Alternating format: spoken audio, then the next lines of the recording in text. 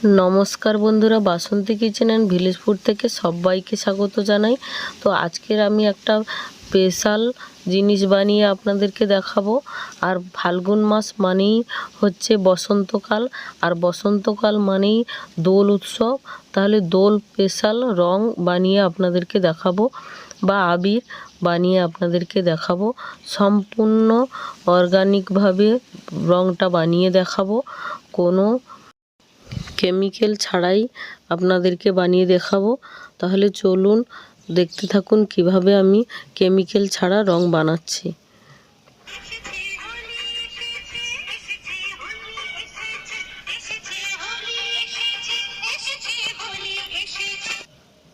তো প্রথমেই আমি নিয়ে নিচ্ছি, দেখুন বিট নিয়েছি, আর এখানে নিয়েছি কাঁচা হলুদ, আর নিয়েছি পাতা।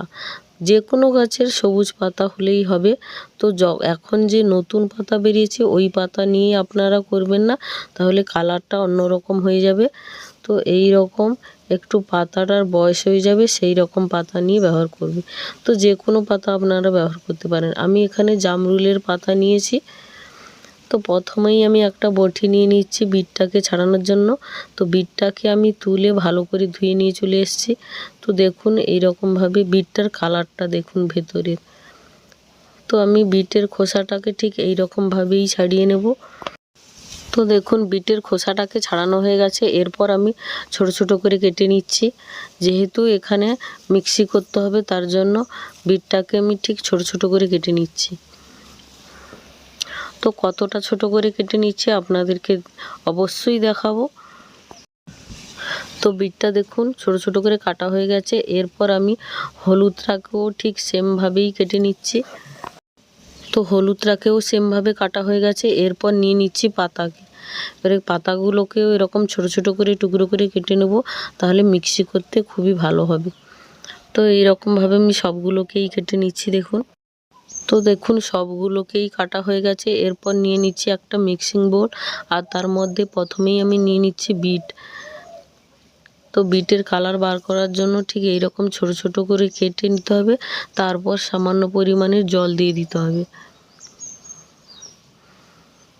তো আপনারা যেরকম আবিরটা বানাতে চাইবে ঠিক সেরকমই রং দেবেন, আর কালারটাও ঠিক সেই রকমভাবে হবে। এরপর আমি মিক্সি করে আপনাদের সামনে ফিরে আসছি। তো দেখুন বন্ধুরা মিক্সি করা হয়ে গেছে। এরপর একটা পাত্র নিয়ে নিয়েছি, আর পাত্রের মধ্যে আমি নিয়ে নিচ্ছি একটা সাদা কাপড় কালারের কাপড়। তো আপনারা যে কোনো কাপড় নিয়ে নিতে পারেন। তো এখানে ছাঁকনিতে ভালো ছাঁকা হবে না, তার জন্য আমি কাপড়ের মধ্যে নিয়ে নিচ্ছি।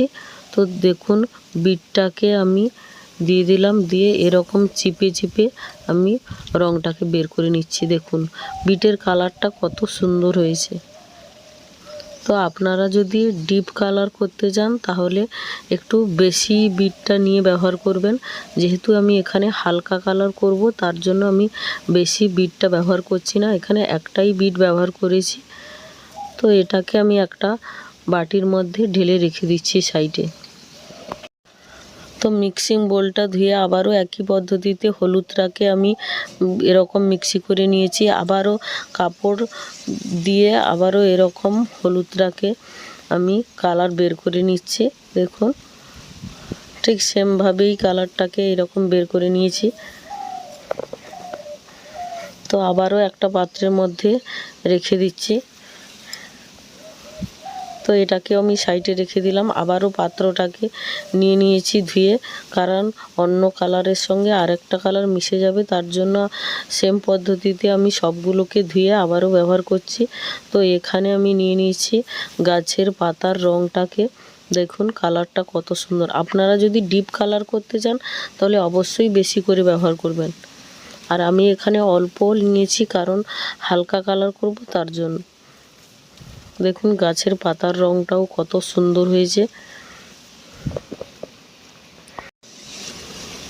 তো সেমভাবে আবারও একটা পাত্রের মধ্যে ঢেলে দিলাম, দিয়ে সবগুলো রঙই আপনাদেরকে একসঙ্গে দেখাচ্ছি দেখুন।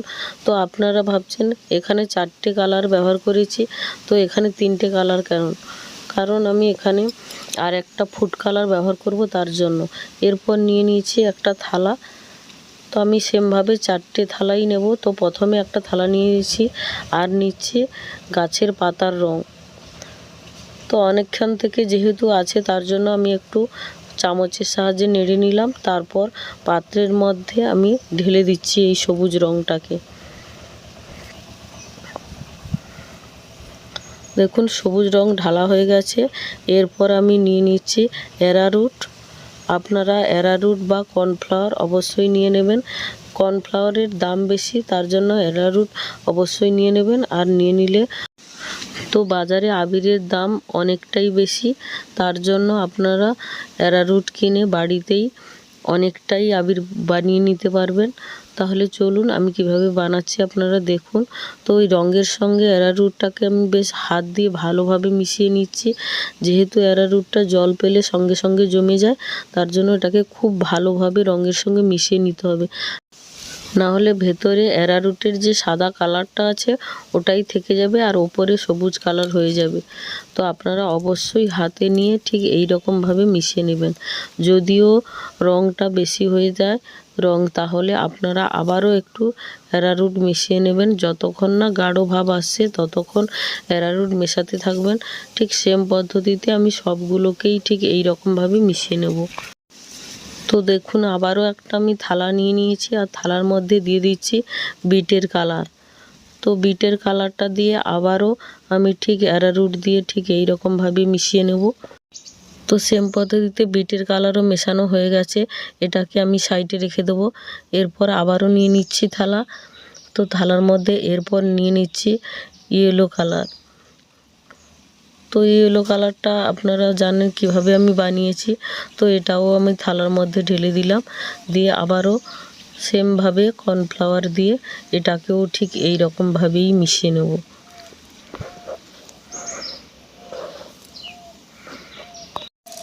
তো হলুদ কালারটা মেশানো হয়ে গেছে, এটাকেও আমি সাইডে রেখে দিচ্ছি।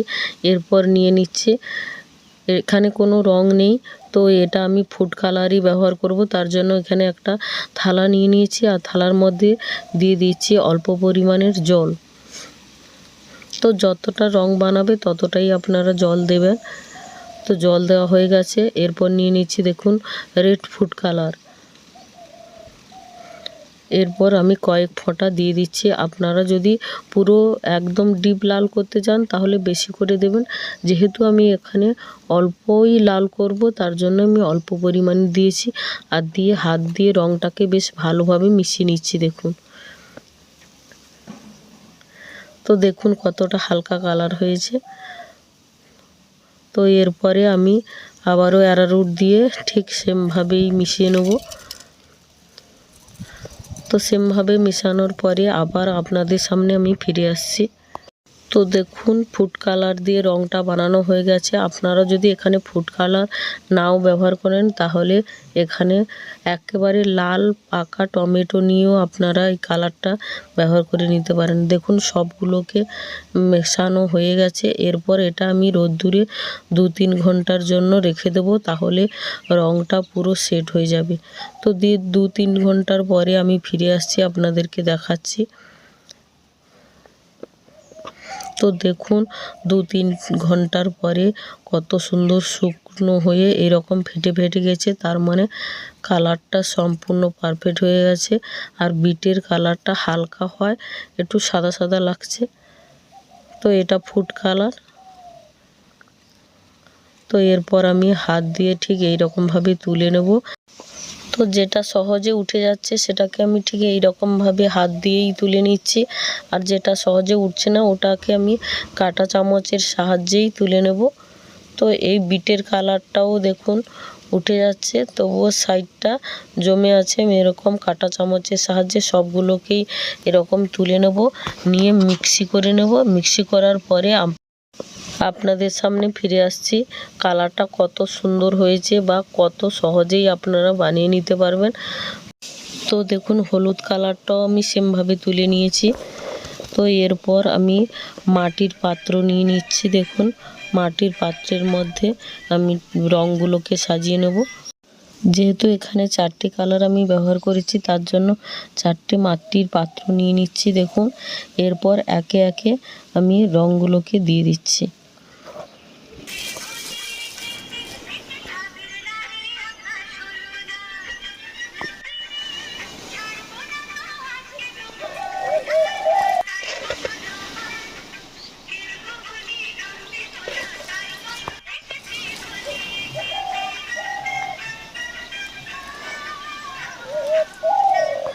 তাহলে বন্ধুরা ঝটপট এই রকম 4 কালারের রং আপনারা বানিয়ে নিতে পারেন বা আবির। তো এই আবির বানিয়ে আপনারা দোলে খুবই আনন্দ করুন। আর যদি আমার এই রংটা ভালো লেগে থাকে লাইক কমেন্ট শেয়ার করবেন এবং সাবস্ক্রাইব করে আমার পাশে থাকবেন। ভালো থাকবেন। নমস্কার। হ্যাপি হোলি।